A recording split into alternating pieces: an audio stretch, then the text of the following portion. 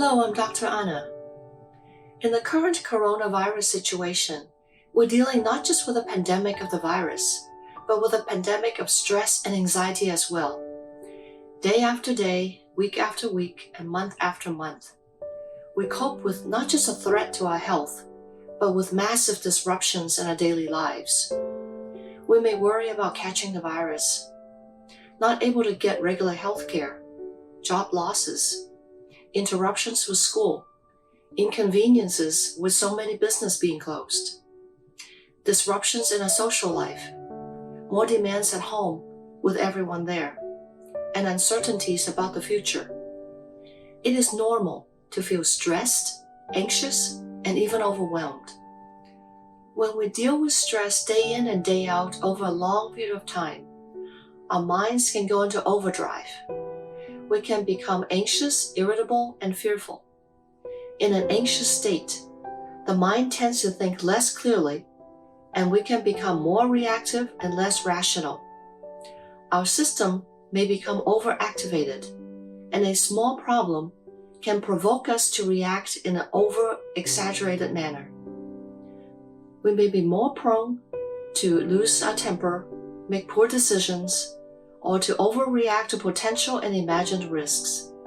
It is important to restore our minds back to equilibrium or to a calmer, more stable state. There are some effective strategies that we can use to do this. First, you may be surprised that the best way to deal with anxiety is simply proper sleep. Getting adequate amounts of sleep every night will restore your mind and body to a healthier state. To have proper sleep, it is important to limit your caffeine and alcohol intake. Caffeine is a stimulant. It can cause insomnia and make anxiety worse. Alcohol may relax you initially at bedtime, but it interferes with regular sleep patterns and blocks dream sleep, which is the most restorative part of sleep, so you may wake up groggy and tired. How much sleep is needed differs from person to person. On the average, it is 7 to 9 hours for most adults. To find out how much sleep you need, let yourself sleep naturally for a few days to a week. While limiting caffeine and alcohol, go to bed at about the same time every night and let yourself wake up naturally without an alarm. Keep track of the number of hours you sleep per night. Then you'll know how much sleep you typically need. If you can only choose one strategy to deal with anxiety, then simply get adequate sleep on a regular basis. The second thing that we can do to overcome anxiety is to practice slow, deep breathing. Slow, deep breathing calms your heart rate down and slows your body functions to a more relaxed state. Research has shown that it not only helps with anxiety, but it also helps to lower hypertension and high blood pressure as well. To start, find a comfortable chair to sit in a quiet location where you will not be disturbed for 5 to 10 minutes. If you prefer, you may also practice slow, deep breathing lying down. You can close your eyes and turn off any electronic devices such as cell phones to minimize distraction. Then, place one hand on your chest and the other on your belly. Breathe in a count of 4, and each count is about 1 second. You can do the counting in your head. If you find that your breathing is finished before the count of 4, then you're breathing too fast. Slow your breathing down such that you're done taking in the air when the count of 4 is up. Then, hold your breath for a count of 4, and finally, exhale through your mouth in a count of 4. When you inhale, the hand on your belly should move away from your body, but the hand on your chest should move very little. Focus on breathing from the diaphragm, which is your belly area. Think of blowing air into a balloon.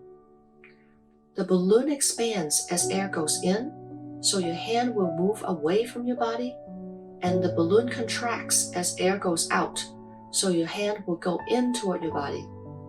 The two words to focus on are slow and deep.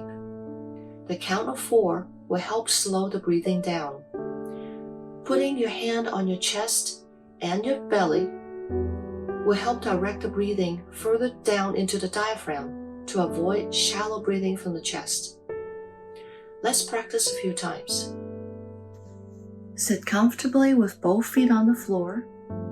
Put one hand on your chest and the other one on your belly. Now breathe in through your nose.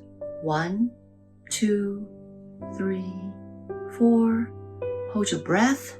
1, 2, 3, 4. And breathe out. 1, 2, 3, 4. Now once again, breathe in, and as you do, your hand is moving away from your belly.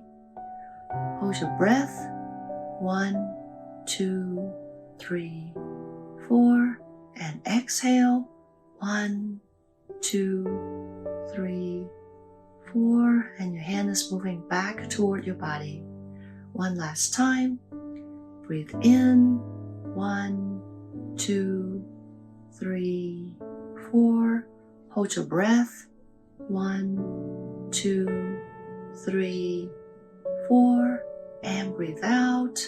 1, 2, 3, 4. Practice slow, deep breathing for about 5 minutes. You should feel calmer and more relaxed. If you have difficulty falling asleep, this exercise will help you. You can practice it lying down with your eyes closed when you go to bed. If you have been struggling with anxiety for some time, then do the exercise 3 times per day, about 5 minutes each time. Most people prefer to practice in the morning, shortly after getting up, then in the afternoon, after lunch, and then again in the evening before bedtime.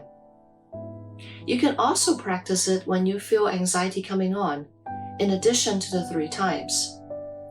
To calm your system down throughout the day, it is best to practice when you're not anxious. The best time to fix a leaking roof is when it is not raining.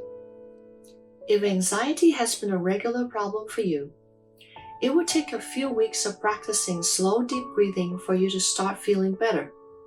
This is normal. Your mind needs a few weeks to calm down from being on overdrive. So don't give up if it doesn't seem to work right away. It does work. Keep at it and give your mind the time it needs to recover. Once you feel better, you can gradually decrease the frequency of the exercise.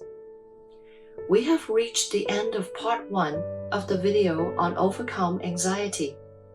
There are 3 more interventions which will be presented in part 2. I encourage you to tune in. Meanwhile, get proper sleep and relax with slow, deep breathing.